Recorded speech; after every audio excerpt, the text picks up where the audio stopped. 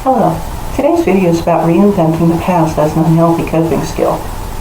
Anyone who has experienced a relationship with a narcissist knows that they love to reinvent the past. In their version of events, they were never abusive. In fact, they were just trying to help. Narcissists aren't the only ones who are able to reinvent the past, however. Sometimes their victims do it as well. I can give you a really good example of this. I know someone who was what I always referred to as a holiday Nazi. She demanded her adult children, their spouses, and grandchildren spend holidays with her, and they had to celebrate on the exact day of the holiday. There was no acceptable reason for this not to happen, it seemed.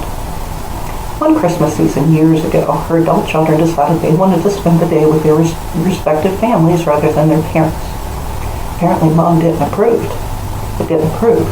She stopped taking her insulin a few days before Christmas and ended up in the hospital either Christmas Day or a couple days after. I don't remember which now. She told her adult children that she did it because she was too busy baking Christmas cookies, that she just didn't have time to take her insulin. Sometime after this fiasco, her son, who had heard what she said and even repeated it, said that it never happened. It was during a time when she was just having trouble getting her insulin dosage regulated.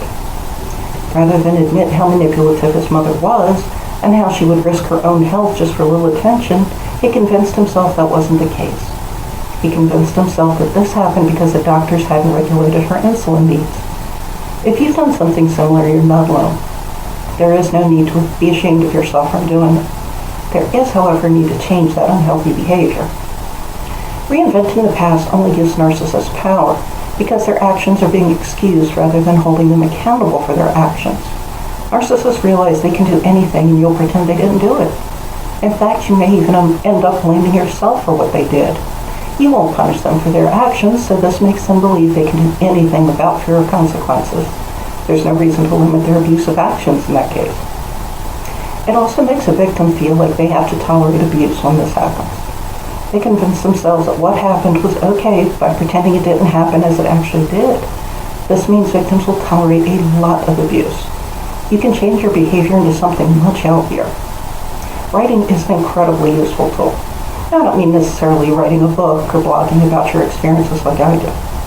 I mean simply writing in a journal or writing letters that you don't send. Seeing your experience in writing helps to make them more real somehow. It's very validating. Writing also gives you an outlet for getting your emotions out with no fear of anyone judging you, which can be incredibly helpful. It can show you, too, just how much you've grown and healed, which is very encouraging. And regarding changing this habit of reinventing the past, writing also gives you a written record of events, so you can't reinvent anything. If you wrote something down, you can revisit that knowing that's what happened, rather than this different scenario you started to form in your mind. Dealing with a traumatic event also will help you to stop reinventing the past. Reinventing things happens as a way to avoid pain. If you face that pain and you deal with it, you automatically won't try to reinvent the scenario. I know it seems terrifying, but truly it really will help you a great deal to face things. It'll hurt for a while, sure, but not forever. You'll heal, and that situation won't have the power to devastate you anymore. At most, it may sting a little bit when you think of it. Wouldn't you prefer that over devastation? And as always, never forget to turn to God and to trust Him to help you to do what you need to do in order to release that unhealthy habit. Thank you for watching my video.